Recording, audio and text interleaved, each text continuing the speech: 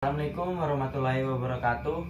Perkenalkan, nama saya Reno Rizky Amar Saputra. NIM saya 2009-076006. Saya dari Prodi Teknik Elektro. Ya, saat ini saya akan mewawancarai salah satu teman saya yang juga mahasiswa baru. Silakan perkenalkan nama Anda. Ya, sebelumnya halo, perkenalkan nama saya Maudud Zaini. Saya adalah mahasiswa Institut Teknologi Kalimantan dari program studi Informatika 2020. Ya, pertama-tama menurut kamu apa sih coronavirus itu? Kalau menurut saya itu coronavirus itu lebih ke sebuah penyakit yang disebabkan dari COVID-19 itu sendiri yang menyerang saluran pernapasan manusia.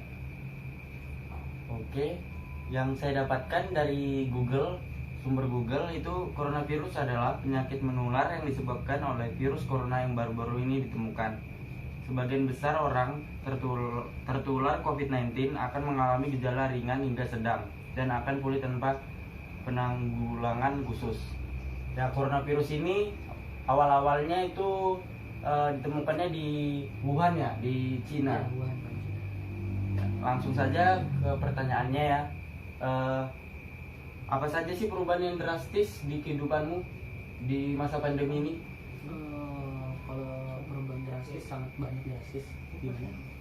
Dimulai dari rencana-rencana saya yang menyusun rencana di tahun 2020 ini harus terpaksa gagal total gara-gara coronavirus. Dia dimulai mungkin kayak saya sudah berharap pengen ada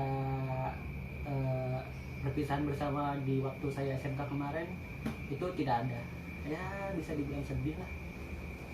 Baru juga karena coronavirus ini yang semulanya kita bisa kuliah offline Jadinya online. ya mau gak mau kita harus jadi online. Sama social distancing ya. Ya semulanya kita kayak harus bertemu itu kayak biasa aja tanpa Ya. kita sekarang harus berjaga jarak, Nongkrong. makanya harus bersih. Habis dari keluar dari rumah itu kita harus membersihkan segala tangan dimulai dari itu. Ya, betul juga sih. Menurut Anda, apakah pembelajaran online ini efektif untuk menggantikan pembelajaran secara tatap muka atau langsung? Kalau menurut saya sendiri itu tergantung mata pelajarannya. Kalau memang itu memang susah, menurut saya itu tidak efektif. Kalau menurut saya itu mudah, mungkin itu efektif. Gimana ya? Saya itu tipe orang yang kebanyakan sih lebih enak offline, maksudnya tatap muka langsung gitu. Kalau online gini kayak apa ya? Kayak banyak banget kayak halangan-halangannya gitu. Soalnya kan saya di selama pembelajaran online ini kan ngambil tempat untuk online itu sendiri di kamar. Nah, halangannya itu ya dimulai dari ada kasur lah yang bisa membuat saya menggoda banget pokoknya. Jadi kayak misalnya kan lagi serius-seriusnya memperhatikan pelajaran, tiba-tiba kayak ada Kepengen tidur gitu. Kepengen tidur karena di belakang itu ada kasur gitu. Iya. Tapi menurut saya juga ya, pembelajaran online ini udah efektif kalau kita lagi praktikum gitu. Ya, praktikum itu kan kita melihat secara langsung. Istilahnya cuma dikasih teori tapi kita nggak bisa melakukannya gitu kan. Gimana ya? Kita karena kebanyakan manusia itu kalau kita melihat itu maksudnya harus lihat secara langsung gitu loh. Ya, ada orang tipe seperti itu, ada juga yang dikasih teori langsung sejalan prakteknya. Baru selanjutnya kendala apa saja sih yang menghambat saat pembelajaran online atau perkuliahan online yang disebabkan oleh coronavirus ini juga kan? Yang pasti utama sih lebih ke jaringan sih. Gimana ya? Kita bisa tahu di Indonesia ini maksudnya pembagian rata kecepatan internet itu nggak merata. Kita harus memperhatikan juga kayak bagian timur, bagian kayak pedalaman gitu. Gimana ya?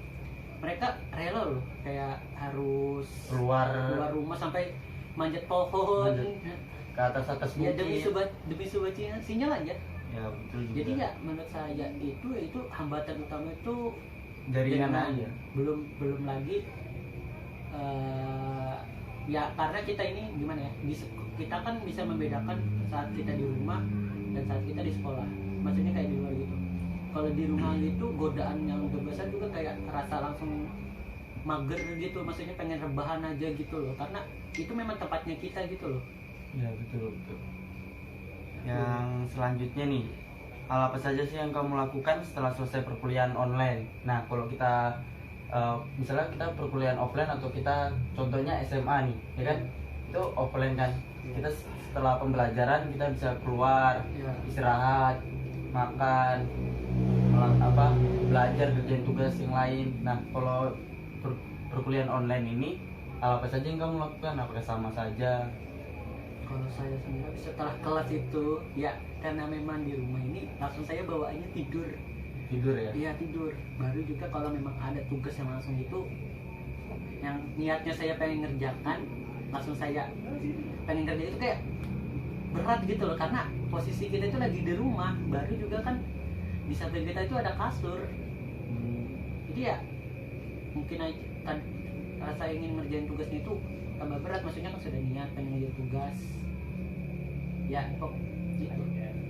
Untuk di daerah kamu sendiri kan kita tahu lah daerah sini namanya Petung ya kan Ya, untuk di Petung di sini tuh sudah berapa sih yang kena COVID-19 ini?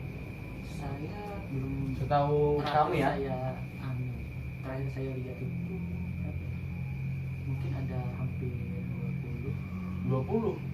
Ya saya tidak takut sih, takut ini, cuma terakhir dengar info dari kenalan saya itu ya sekitar situ. Apakah Anda pernah kesiangan atau telat saat jam perkuliahan? Nah, biasanya kan kita sebagai anak muda kan namanya perkuliahan online itu kan, jadi kita kayak tenaga kita cuma kebuang di kursi, duduk, natap laptop setiap hari lah, ya kan? Kalau perkuliahan offline itu kan kita kayak jalan kemana, pulang ke sekolahnya atau kuliahnya, baru balik lagi, baru makan, baru mandi, baru tidur. Nah kalau di perkuliahan online ini pernah nggak sih kesiangan? Mungkin gara-gara begadang ya sebagai anak muda.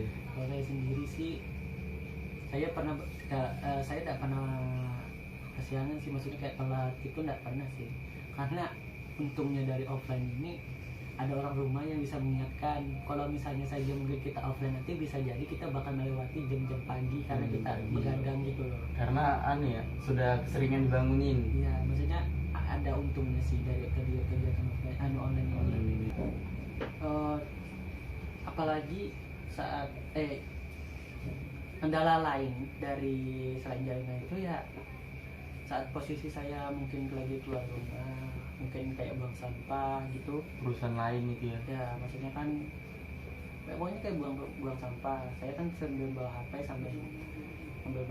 gitu, langsung saya tiba-tiba dapat notif pesan gitu, ya kelas ini loh diadakan jam sekian ya, kayak aduh gue bilang lagi jalan tiba-tiba ada kelas tiba-tiba gitu nggak enak, maksudnya kan kayak waktunya itu kayak nggak sesuai gitu loh. Nah itu yang jadi ribetnya dari selama online ini ya, salah satu kendala jika di luar gitu ya. Iya, jadi kan kalau kayak offline itu kita bisa tahu sedikit tentang jadwalnya, kayak ada kegiatan lain. Nah kalau ini kayak lagi ada kegiatan lain tiba-tiba dapat pesan, iya gitu, pokoknya itu sudah. Ya, terima kasih Huzaimi telah mau hadir untuk mengikuti wawancara saya tentang coronavirus. Sekian dari saya. Assalamualaikum warahmatullahi wabarakatuh.